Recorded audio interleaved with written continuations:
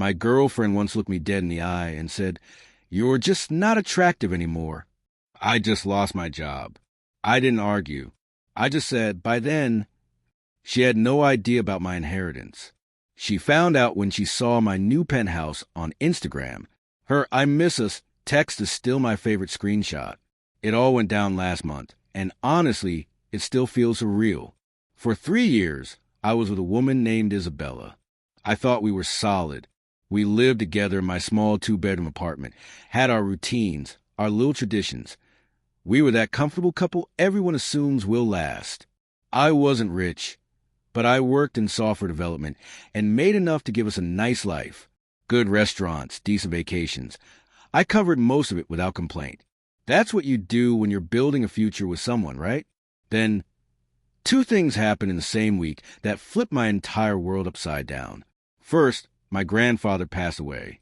He was one of the best men I've ever known. Quiet, hard-working, and the kind of person who built something from nothing. He started a small real estate business decades ago and turned it into a serious portfolio.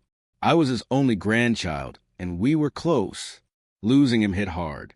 I spent that week in a fog, planning the funeral, dealing with the loss. Isabella was there physically, but her heart wasn't in it. She held my hand at the funeral, but I could tell she was somewhere else in her head. Then, 5 days after the funeral, I got hit again. My boss called me into his office and told me my whole team was being laid off. Just like that, I was unemployed. It was a brutal 1-2 punch, grief and uncertainty all at once.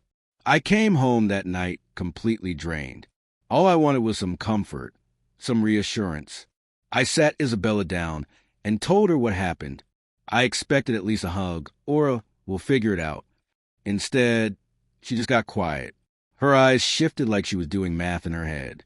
The next evening, she decided to talk.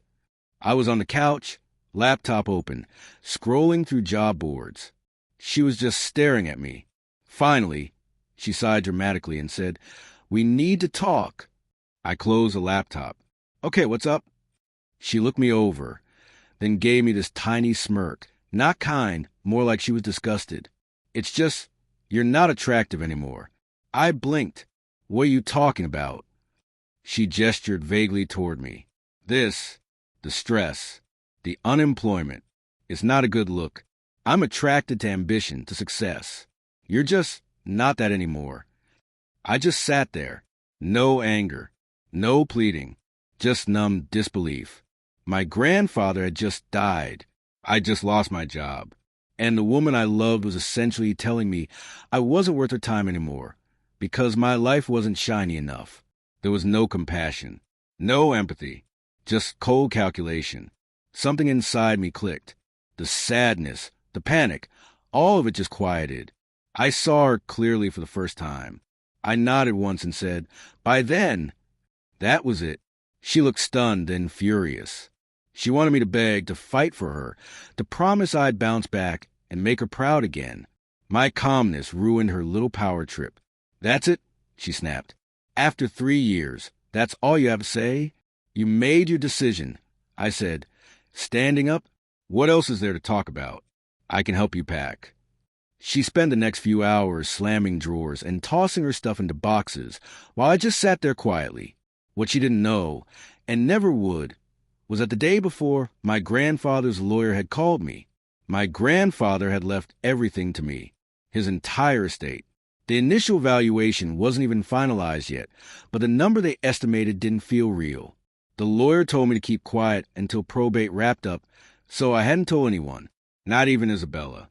So when she walked out thinking she'd traded up by dumping me, she was actually walking away from a life most people dream about. A friend came to pick her up since she didn't have her own car. She'd always use mine. As she left, she paused at the door and gave me this fake little smile. "I hope you get back on your feet."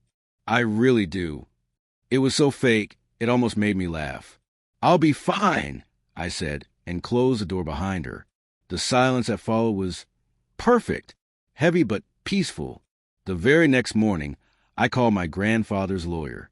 The first thing I did after she left was call my lawyer, the same one handling my grandfather's estate. I told him about the breakup, about how she'd walked out. He listened quietly and then gave me a few simple pieces of advice. Document everything. Separate all finances. And whatever you do, don't engage. I didn't realize how smart that advice was until 3 days later. That's when I got a notification from my credit card company about a suspicious $5,000 charge at a luxury handbag store. Isabella and I had a joint card for emergencies only, a safety net we'd barely ever used. She had the physical card in her wallet. She knew I'd just lost my job. But apparently, that didn't stop her from going on one last shopping spree, on my dime. I called the company immediately, reported the card as stolen, and flagged the charge as fraud. They canceled it on the spot and launched an investigation. Then I sent her a screenshot of the charge with a short message. I assumed this was a mistake. I reported it as fraud. Her reply came within seconds. That was my card, too. You can't just cut me off. I need things. I didn't respond. I just took a screenshot and sent it straight to my lawyer. That's when the real escalation began. She started texting nonstop, demanding money, saying I owed her for the 3 years we'd been together. She actually used the phrase severance package. According to her, she'd invested her time and emotional labor into our relationship and deserved financial compensation. Then her best friend Jenna jumped in, blowing up my phone with messages about how I was a deadbeat for kicking out a newly single woman with nothing. I ignored every single one of them. A month later, everything changed. The first part of my inheritance cleared probate.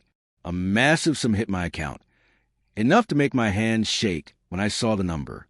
I was still grieving my grandfather, but I could almost hear his voice in my head telling me to get up, move forward, and live my life. So that's what I did. I decided I needed a clean slate. The apartment I'd shared with Isabella was full of ghosts, laughter, arguments, all of it tainted now. I called a high-end real estate agent and said I wanted something fresh, something that felt like a restart. 2 weeks later, I signed a lease on a gorgeous 3-bedroom penthouse overlooking the city skyline, floor-to-ceiling windows, a wraparound balcony. It didn't even feel real. Then came the fun part, furnishing it. I hired an interior designer, bought custom furniture, invested in art, built a home office that could rival any CEO's.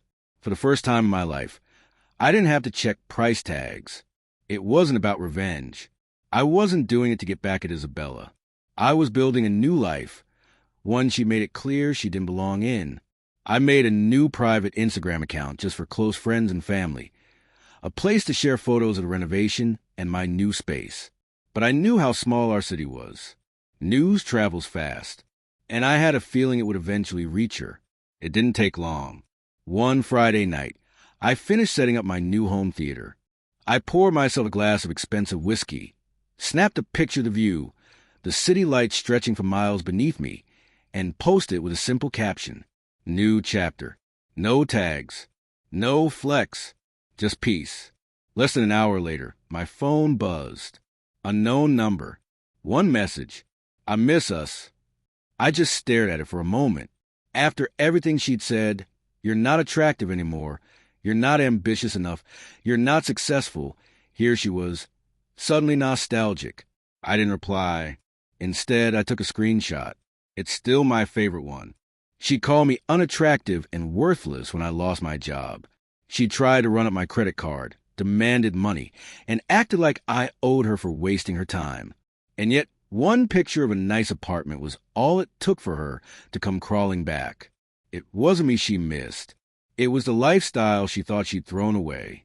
I took a screenshot of her text. I didn't reply.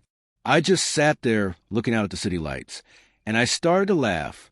That text, that pathetic, transparent 4-word message, was the most satisfying moment of my entire life. But her "I miss us" was just the beginning. When I didn't reply, the real desperation kicked in. The next morning, I had a flood of messages from her, from Jenna, and even from her mom. They were all saying the same thing. She'd made a mistake. She was stressed. She didn't mean what she said. We were meant to be together. It was a coordinated attack. I didn't respond to any of them. I just kept living my life. That weekend, I bought a car I'd dreamed about since I was a kid, a sleek black sports car that purred like freedom. I posted a picture of it in my new parking garage. The next day, I attended a charity gala my grandfather used to support. I wore a new tux, took a photo, and posted that too. I wasn't showing off. I was documenting a new life, one that existed completely outside of her. The confrontation came a week later. I was having dinner with friends on a busy patio downtown when I saw her, Isabella, walking toward our table. That fake sweet smile was plastered across her face. She stopped beside me, put a hand on my shoulder, and said, "Hey, fancy seeing you here." My friends went silent. They all knew the story. "Isabella," I said, not even looking up from my plate. "What do you want?" "Can we talk?" she asked. "Just for a minute. Privately." "No," I said. "We have nothing to talk about. You made yourself very clear." The smile faltered. "Don't be like this. I know I messed up. I was scared. You lost your job, and I panicked. But I see now that I was wrong. I should have had more faith in you." I finally looked up at her. "Faith in me?" I said. "Or faith in my grandfather's money? Which one?" She recoiled. "That's not fair." "Isn't it?" I asked. "You didn't have much faith when you were walking out of my apartment 2 months ago. You called me unattractive. So what changed? Did my new apartment suddenly make my face look different?" People at nearby tables were watching now. I didn't want a scene, but she was forcing one. "Let's go, Isabella," I said quietly. "You're embarrassing yourself." "No," she said louder this time. "We had 3 years together. You can't just throw that away." "I didn't throw it away," I said, standing. "You did. You threw it away because you thought I was broke. You made a bad bet, Isabella. You gambled that I was a loser, and you lost. Now you live with that." She just stood there, mouth opening and closing, before finally turning and walking off. Her face was bright red. But the story didn't end there. A few weeks later, I got a call from a guy named Kevin. He said he'd started dating Isabella about a month earlier. She'd told him I was a gambling addict who'd lost everything, and that she'd had no choice but to leave. He'd been paying her rent, her car payments, basically funding her life. But then one of his friends sent him a link to a local real estate magazine. Right there in the recent luxury sales section was a picture of my new penthouse, with my name on it. Kevin said he confronted her, and her whole story unraveled. She'd been using him as a temporary ATM while she schemed about how to get back to me. He'd kicked her out that morning. He wasn't calling to yell. He was calling to thank me. Seeing that article had saved him from wasting more time and money on her. The last I heard, Isabella moved back in with her parents. Her relationship with Kevin? Over. Her bridge back to me? Burned to ash. She played the game and lost twice. I haven't heard from her since. She's blocked on everything. My life now is quiet, and it's good. I started a small consulting firm with a few old colleagues, and it's already taken off. The penthouse is incredible. The car is fun. But the best part, the one thing that still makes me smile, is the peace. That night, I poured a glass of whiskey, looked out at the city lights, and raised it in a quiet toast. To my grandfather. To my freedom. To the new chapter she'll never be part of.